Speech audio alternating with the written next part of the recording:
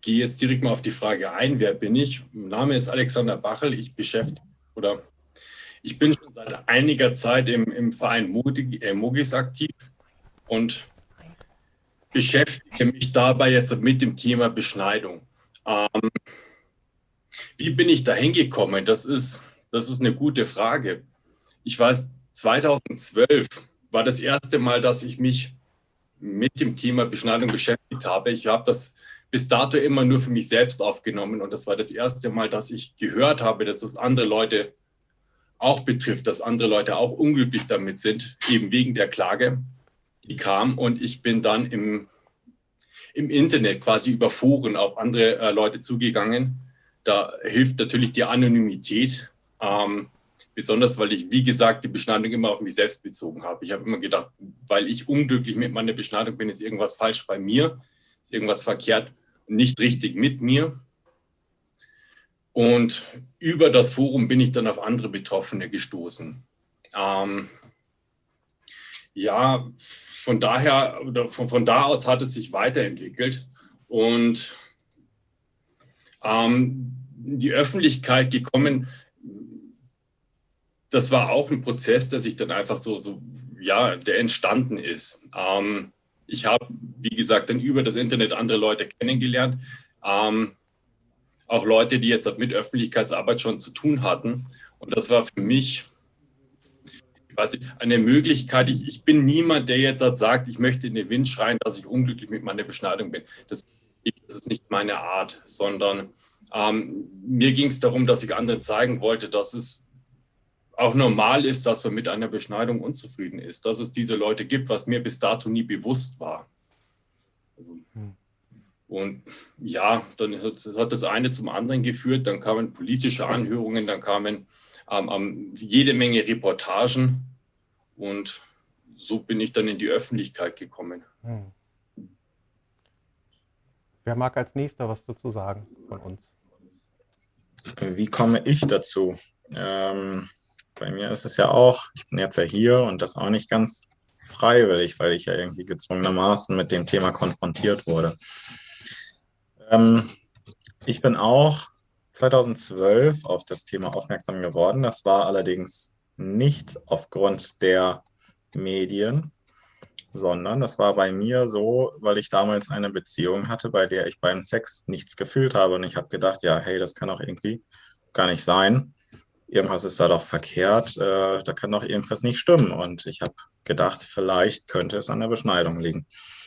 Ja, und habe da einfach mal angefangen zu recherchieren. Und es war schon ziemlich heftiger, schmerzhafter Prozess, als ich dann realisiert hatte, was es eigentlich heißt, beschnitten zu sein, was die körperlichen Folgen sind, was die Folgen des Sensibilitätsverlustes sind. Es war schon eine ziemlich schwierige Zeit auch gewesen und es hat auch,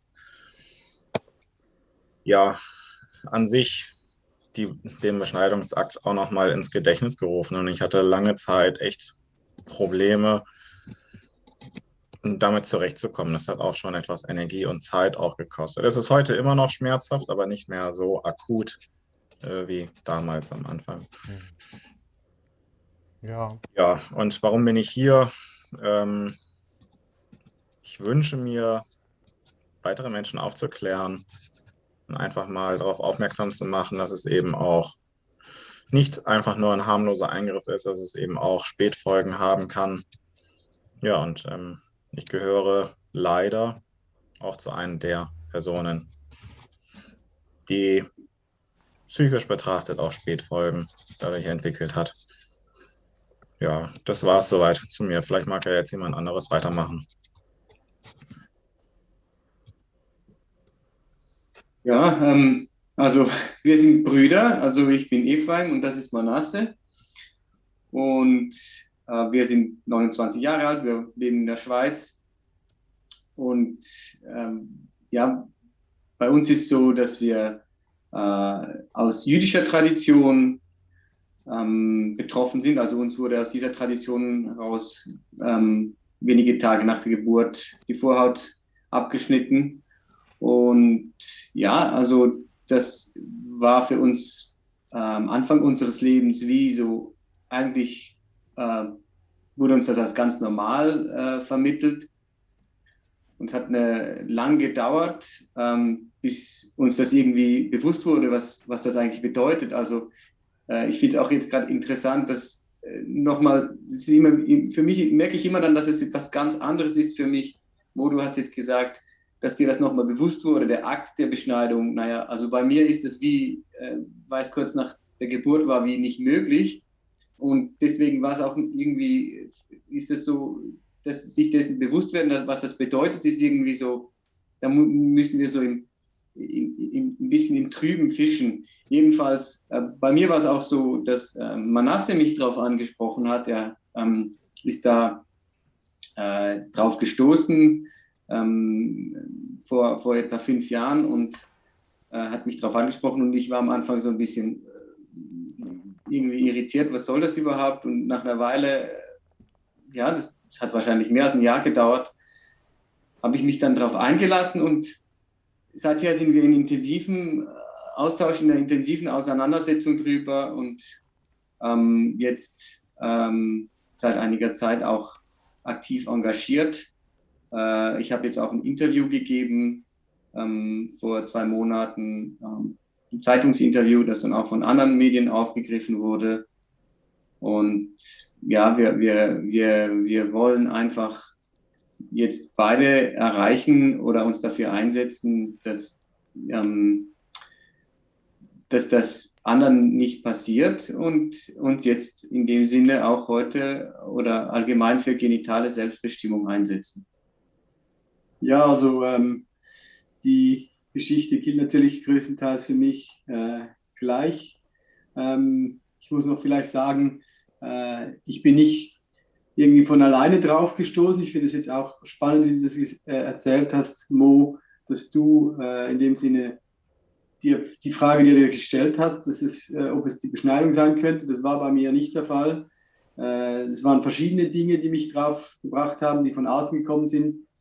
Sicher ein wichtiger Moment war das Gespräch mit einem Studienfreund von Ephraim, der halt, würde ich mal sagen, einen anderen Bezug zu seinem Körper hat, einen, würde ich sagen, offeneren, auch wenn es darum geht, bewussteren, ja, darüber zu sprechen. Und er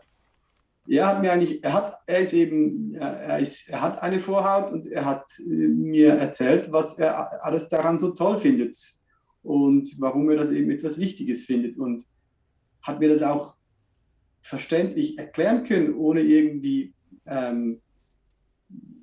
um den Brei zu sprechen, einfach wirklich physiologisch. Und ich meine, ich habe jetzt Medizin studiert, war damals noch im Studium und habe gedacht, ey, krass, ich habe ja eigentlich keine Ahnung davon, obwohl ich ja eigentlich einiges hätte lernen müssen in der Zwischenzeit über den menschlichen Körper. Und ab dann ist eigentlich wirklich sozusagen das Ganze losgegangen. Ja. Verstehe. Also bei mir war das so, dass ich aus sogenannten medizinischen Gründen beschnitten worden bin mit knapp 7 Jahren. Und eigentlich so seit so den 20ern in dem Alter immer das Gefühl hatte, dass mir eigentlich etwas fehlt. Aber das nie so richtig für mich artikulieren konnte. Ich weiß, dass ich in den 90er Jahren schon mal in einer Sendung im Privatfernsehen auf Wiederherstellungsgeräte gestoßen bin, die da vorgestellt wurden und ich mich damals aber nicht getraut habe, die zu bestellen. Man konnte ja mit niemandem drüber reden, man konnte ja auch nicht zu irgendeinem Arzt gehen. Man blieb damit allein. Da hatte ich noch kein Internet, hätte auch mit niemandem darüber sprechen können, jedenfalls aus meiner Wahrnehmung damals. Und als dann die Debatte 2012 aufplappte, war ich schon ein bisschen länger im Netz unterwegs gewesen und war auf andere Betroffene gestoßen.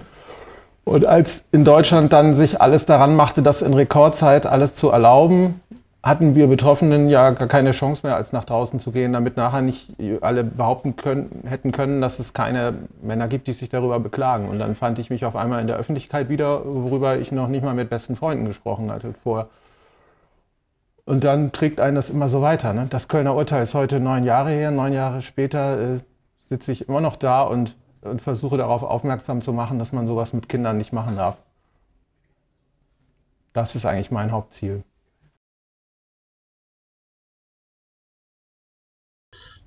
Ich weiß gar nicht, wie ich da anfangen kann. Also es ist ja einfach eine Tradition in der Türkei. Also meine Beschneidung wurde in der Türkei durchgeführt. Da ist es etwas völlig Selbstverständliches. Also die Gesellschaft erwartet das auch irgendwie, dass die Jungs beschnitten werden. Es wird gefeiert wie eine Hochzeitsfeier. In den Wohnzimmern, in sehr vielen Wohnzimmern, hängt dann ein Bild von den Kindern mit einem Königskostüm, sage ich jetzt einfach mal, die sozusagen traditionell für diese Beschneidungsfeiern benutzt wird. Also es ist etwas völlig Selbstverständliches, was irgendwie nicht hinterfragt wird. Und in der Gesellschaft ist es auch einfach so, dass gefragt wird, ja, wann ist denn dein Sohn eigentlich dran? Was ich ja auch so völlig absurd und völlig ekelerregend finde. Also es fällt mir einfach schwer zu akzeptieren, dass sich Nachbar XY über den Pimmel eines kleinen Jungen sich Gedanken macht und das auch noch zelebriert und auch noch feiert. Das ist zu dem Akt der Beschneidung ist es dazu einfach noch ziemlich grotesk und macht die Sache noch viel, viel schlimmer und schmerzhafter, finde ich. Weil in dem Moment auch gar nicht hinterfragt wird, hey, was ist denn eigentlich mit dem Kind? Was fühlt das Kind? Und wie geht es dem Kind bei der Sache? Das ist halt ein ziemlich krasser Übergriff. Und die erwachsenen Menschen, die das praktizieren, die feiern das auch noch und übergehen und hintergehen auch das Kind in dem Moment. Und der Betroffene selber, das Kind selber wird in dem Moment völlig vergessen und völlig vernachlässigt. Und natürlich hinterlässt das seine Spuren und ich finde es ziemlich krass und auch unglaublich, dass es immer noch nicht so richtig hinterfragt wird, dass man das praktiziert, dass die Personen das trotz ihrer Bedenken und ihrer Sorgen das weitermachen, weil es gesellschaftlich einfach erwartet wird. Und das, da denke ich mir auch nur so, ja, warum? Warum muss man das machen? Ich meine, das Kind, das braucht doch einfach nur Liebe und Zuwendung und keine unnötigen, schmerzhaften Operationen, die das Leben lang den Körper verändern. Ja, also das ist alles, was ich dazu sagen kann. Ich kann ja mal weitermachen. Obwohl ich jetzt aus keinem religiös-kulturellen Kontext komme, würde ich trotzdem mal sagen, dass ich einen kulturellen Kontext dazu kennengelernt habe, nämlich einen der völligen Bagatellisierung. Also das war in meiner Kindheit sowas wie Mandeln rausnehmen, Blinddarm, so hieß das auch, ja, der wird beschnitten und der wird beschnitten. Das war völlig normal in unserem Umkreis. Also in meiner Klasse waren das 5 von 15 Jungen, also wir hatten eine Quote von 33%. Davon hatte kein einziger Junge einen Migrationshintergrund. Die hießen völlig normale sozusagen biodeutsche Herkunftsnamen. Und deswegen fühle ich mich da irgendwie kulturell auch betroffen, weil es dafür überhaupt keine Sensibilität gab. Es wurde ständig bei Untersuchungen gecheckt, wie als wäre das ganz Normalste. Und dann ab, Krankenhaus, weg. Kleine Sache, redet keiner drüber. Man hat gehofft, dass die Jungs auch den Rest des Lebens darüber nicht mehr reden, weil das ja nur so eine Kleinigkeit ist. Mit dem kindlichen Bewusstsein wird man dann erwachsen und hinterfragt das in der Regel dann auch nicht weiter, außer man kommt irgendwie doch drauf. Das ist das, was ich dazu sagen kann. Ja, finde ich auf jeden Fall auch ein Punkt, der mir dann auch aufgefallen ist im Nachhinein, dass ja viele Freunde, die ich habe oder Bekannte, die eben gar nicht irgendwie einen religiösen Hintergrund dazu haben, eben beschnitten wurden aus eben den Gründen, die du jetzt genannt hast. Und auch der Punkt von Mo, absolut, also das sehe ich natürlich, also finde ich sehr spannend, wie du das eben erzählst aus deinem muslimischen Hintergrund. Ich meine, ich bin auch völlig einverstanden damit, dass es eben schrecklich ist, wie das wie einfach gemacht wird. und nicht an die Folgen gedacht wird. Und gleichzeitig denke ich, eigentlich, das ist auch das, was ich vorhin gesagt habe, es besteht vor allem eine große Ahnungslosigkeit nach wie vor über das, was die Vorhaut eigentlich ist und damit eigentlich eine Ahnungslosigkeit darüber, was es eigentlich auch bedeutet, die abzutrennen. Ja, mir ist das ja erst bewusst geworden, natürlich ausgelöst durch deine Einsichten, Erkenntnisse, aber dann später, als wir dann beide angefangen haben, das wieder herzustellen bei uns,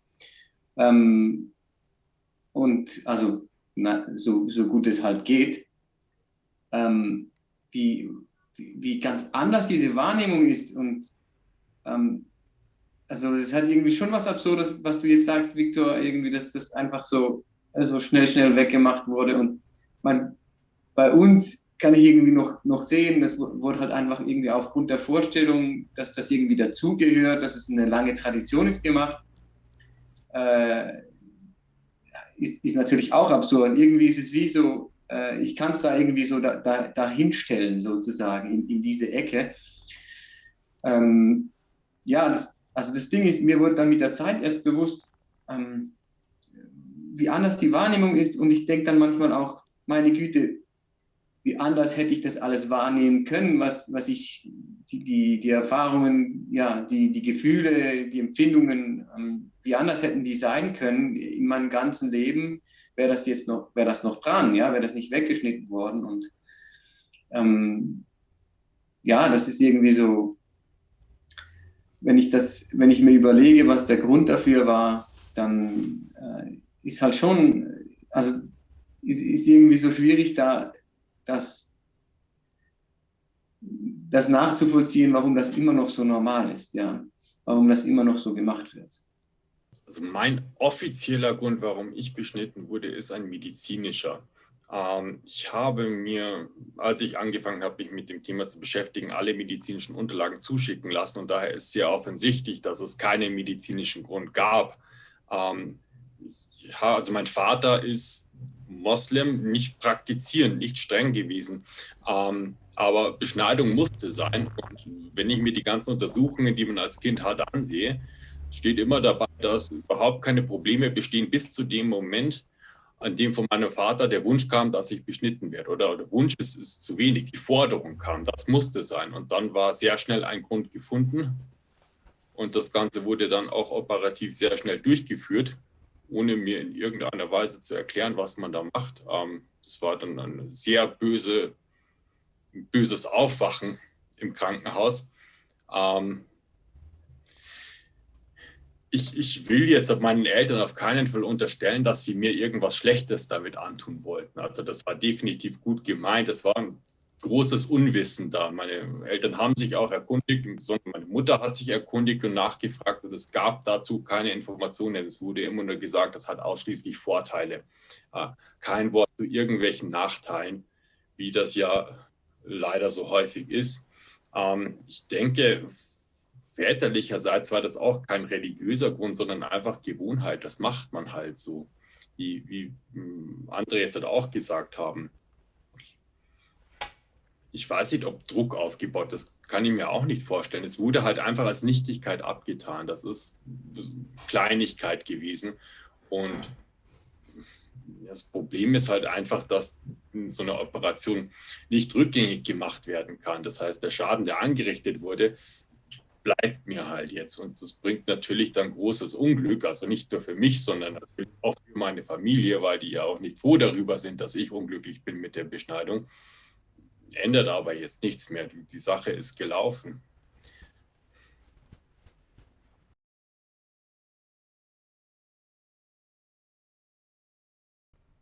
Für mich war das sehr eindrücklich, weil ich meine, das Schweigen zu brechen, der hauptsächliche Schritt dazu war, dass ich mich öffentlich dazu äußere. Natürlich haben wir schon in der Familie darüber gesprochen, bevor das soweit kam mit dem Zeitungsinterview.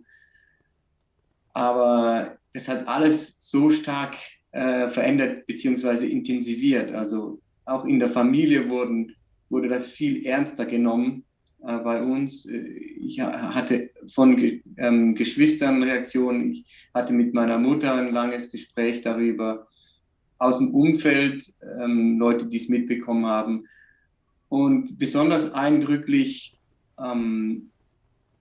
jemand, mit dem ich eigentlich schon lange, also nur den ich schon lange kannte, aber wenig Kontakt hatte und der inzwischen Vater geworden war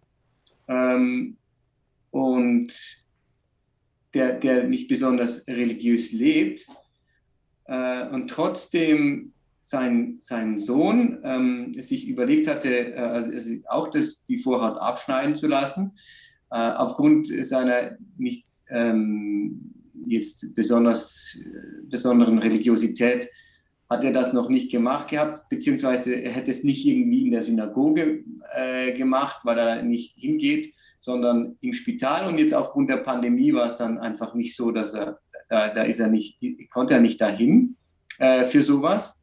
Und genau in dem Moment kam das Interview, er hat sich dann bei uns gemeldet und wir haben darüber gesprochen und hatten ein langes Telefonat und konnten wirklich über das sprechen, wie das eigentlich so ist, was das alles bedeutet. Und am Ende des Telefonats, ich weiß jetzt nicht, was wirklich daraus geworden ist, aber war schon sehr der Meinung, dass er da nicht irgendwie, dass das nicht eine gute Idee sei, die Vorhaut abzuschneiden.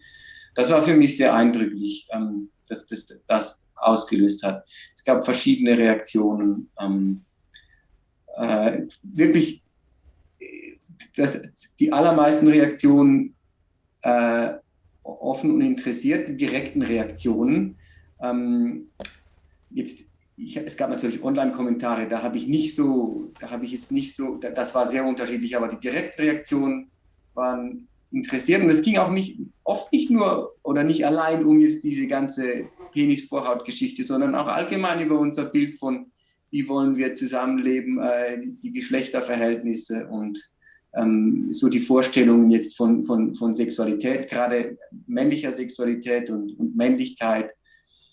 Und ja, also was wir auch noch, worüber wir auch noch gesprochen haben, und das ist mir jetzt inzwischen sehr wichtig, ist, so was sehr wenig kam, nur von sehr Einzelnen so, hey ja, mutig oder von dir sehr stark, dass du das machst und das ist sicher schwierig für dich und so weiter.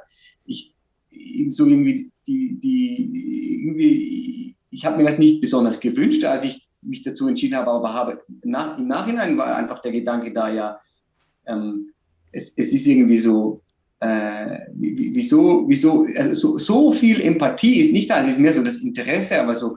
Also man ist sich ja das gewohnt von anderen solchen wenn es um andere Themen geht. Ja, wenn andere Personen wegen irgendwas, wovon sie betroffen sind, sich äußern, kommt in der Regel eine mitfühlende Reaktion, eine zustimmende, die auch persönlich die Person anspricht. Das kommt, ja, hey, es ist schön, dass du das gemacht hast, stark, ja, wie du das vorhin gesagt hast.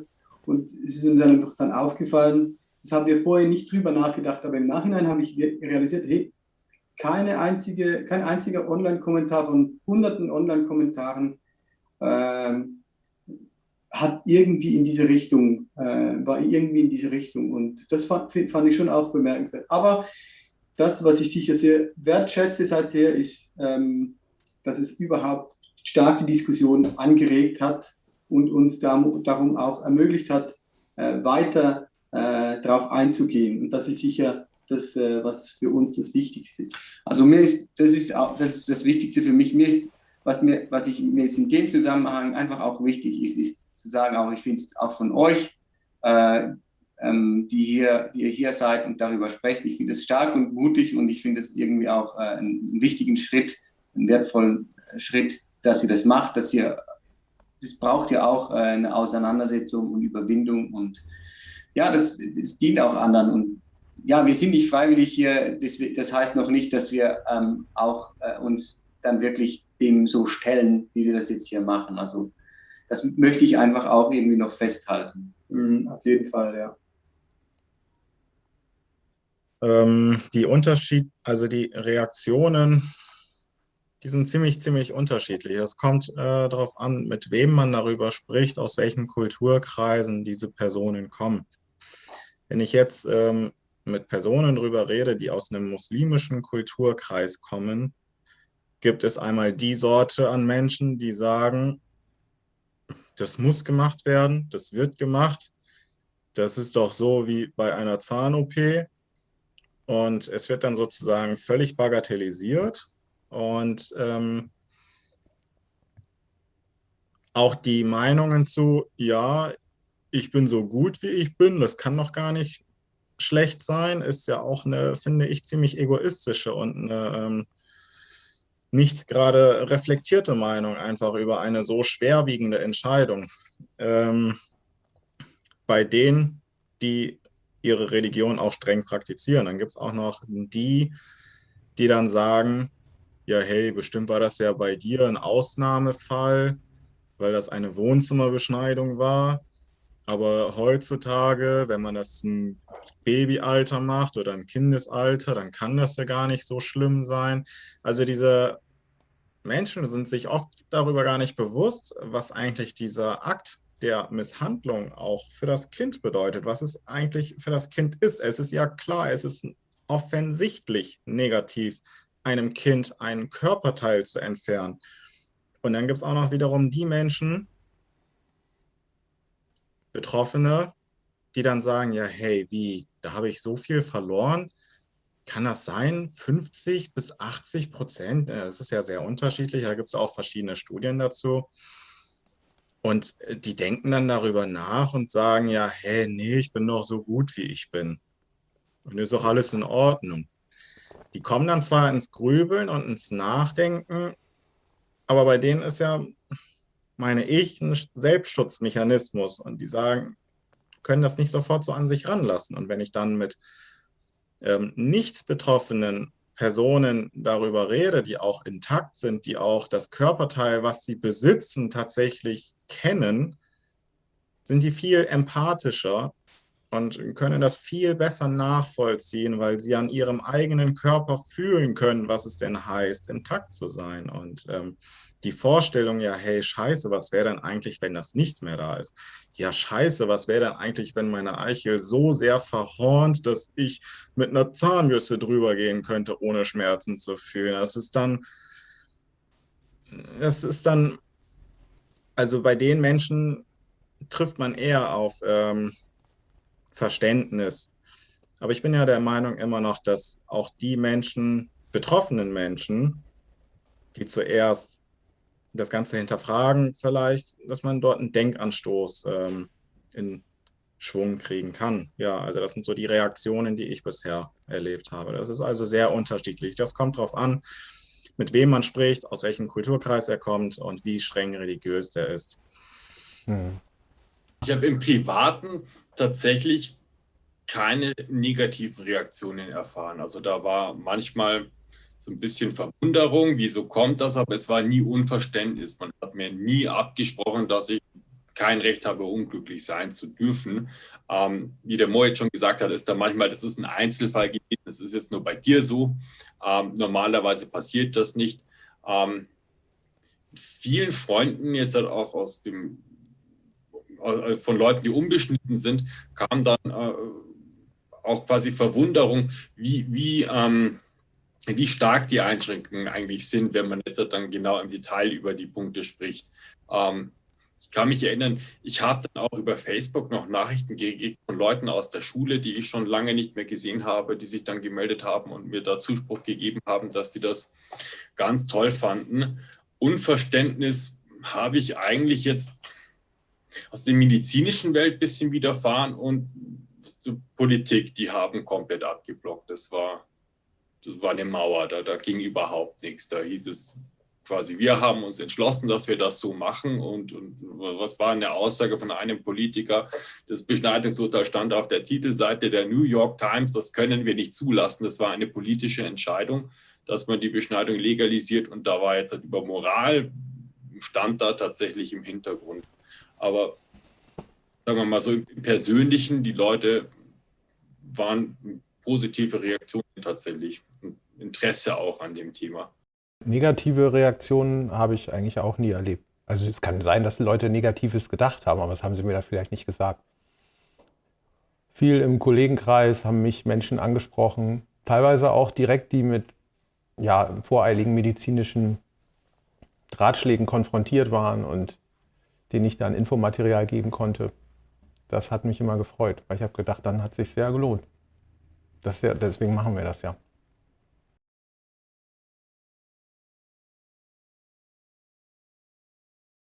Als erstes, ja, ich würde sagen, dieser Vorwurf, dass ich mich gegen die eigene Herkunftsreligion richte, den kann ich natürlich nachvollziehen, weil ich weiß nicht, ich glaube, wir haben es ja vorhin auch gesagt eben, oder also ich sage es vielleicht einfach nochmals,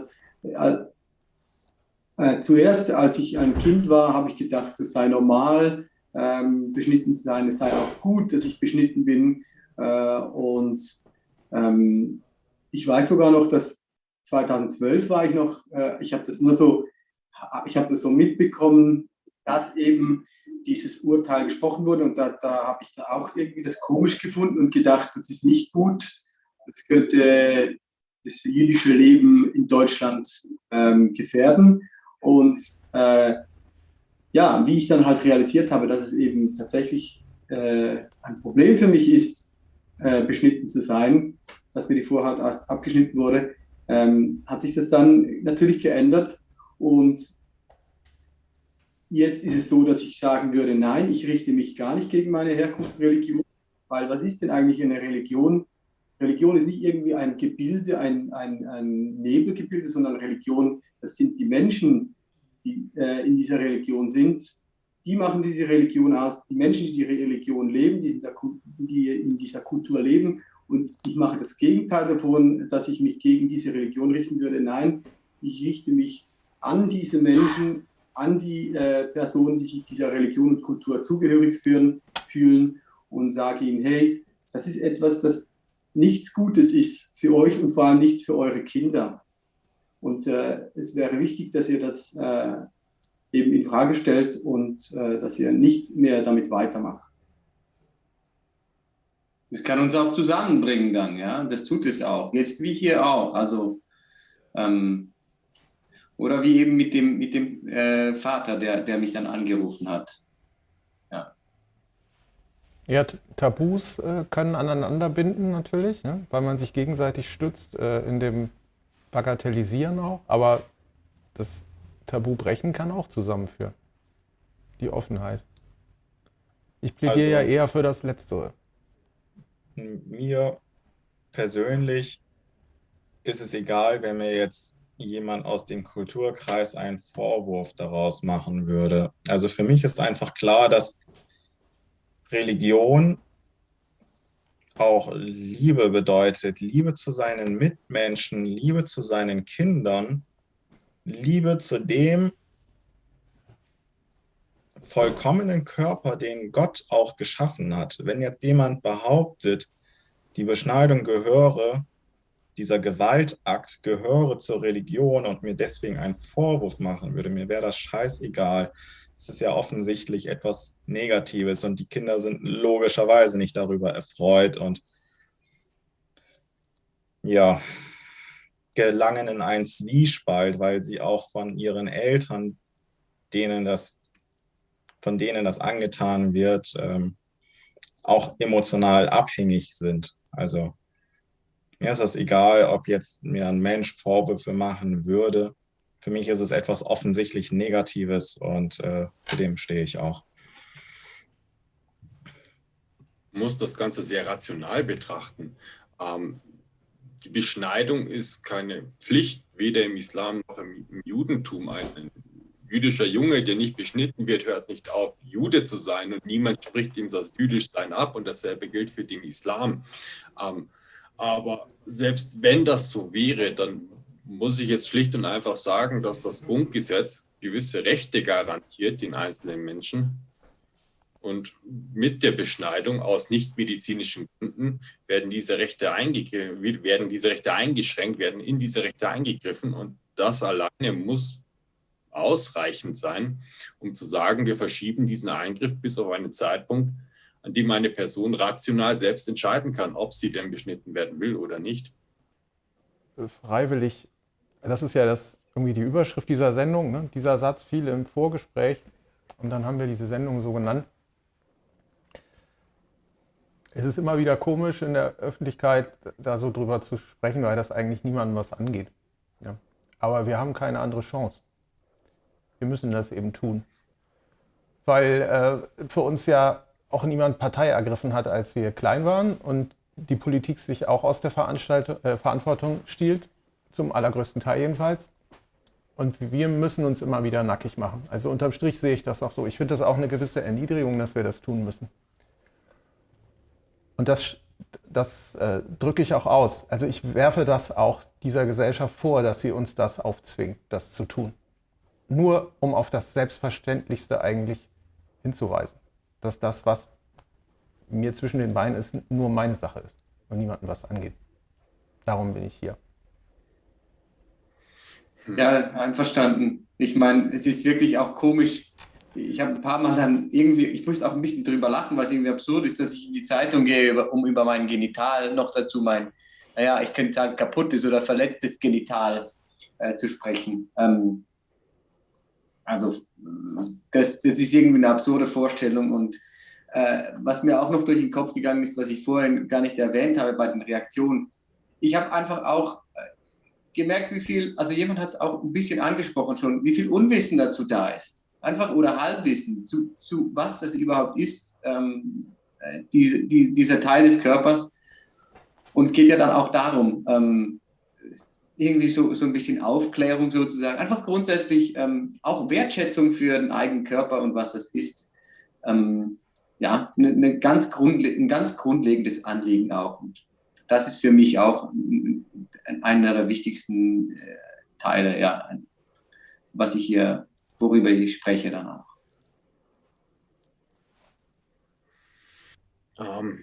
Wir sind alle nicht freiwillig hier. Im Endeffekt bin ich schon freiwillig hier. Es ist niemand mit einer Pistole, der mich zwingt, hier zu sein. Die Frage ist, warum bin ich hier? Wie der Victor schon gesagt hat, es ist unangenehm, über so ein Thema zu sprechen. Ich kann mich erinnern, nachdem ich beschnitten war, da war ich gerade 6, glaube ich, und das war das erste Mal, dass ich mich in meinem Leben richtig geschämt habe, wie ich aussehe, weil ich so anders war. Und diese Scham ist immer geblieben, die ist bis jetzt da. Ich bin jetzt natürlich älter und reifer geworden, aber das bleibt. Es kommen immer wieder Momente, wo ich darüber nachdenke, wie ich aussehe und wie unangenehm mir das ist und wie alleine ich mich gefühlt habe, diese vielen, viele Jahre lang, und wie erleichtert ich war, als ich festgestellt habe, dass es andere Menschen gibt, die auch unglücklich sind mit ihrer Beschneidung, die auch Probleme haben mit ihrer Beschneidung, weil ich immer bis dato gedacht habe, das wäre nur ich gewesen. Und deshalb bin ich ja von Anfang an dann auch aktiver in dem Forum geworden und aktiver in dem Thema geworden, dass ich Leuten ein bisschen Rückenhalt geben kann, dass man zeigen kann, man ist nicht alleine und es gibt diese Probleme und dafür muss man sich nicht schämen.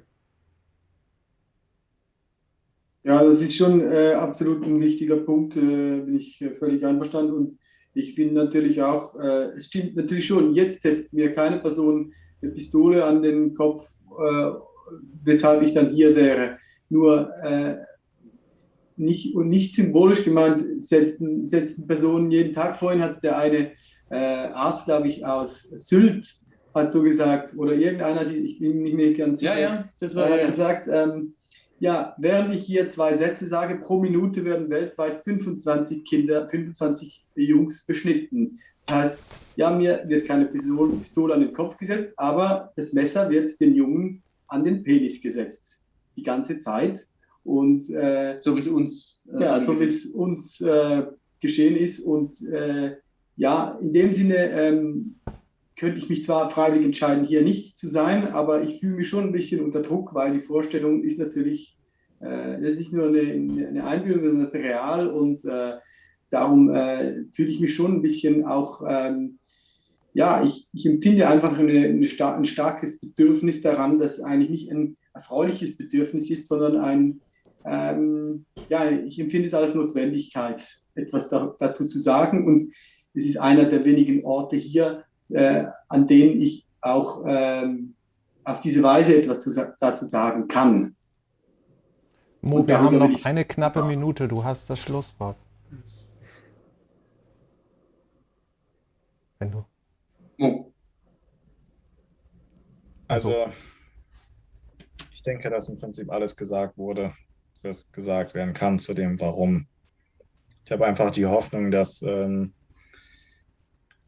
ich paar praktizierende Menschen damit erreichen kann oder paar Menschen damit erreichen kann, die vor der Entscheidung stehen, das Kind beschneiden lassen zu wollen oder nicht. Und ich hoffe einfach, dass ich mit meinem Beitrag dazu beitragen kann, das Ganze zu hinterfragen, damit dieses Leid nicht fortgesetzt wird. Denn jede Beschneidung ist einfach eine Misshandlung an den Kindern, die vorgenommen wird. Ob es jetzt im Krankenhaus ist oder eine Wohnzimmerbeschneidung ist, das ist völlig egal. Der Übergriff bleibt immer noch ein Übergriff am Penis. Vielen Dank euch allen. Und ich Danke auch. glaube, wir werden uns widersprechen. Gern. Macht's gut, bis bald. Oh, yes.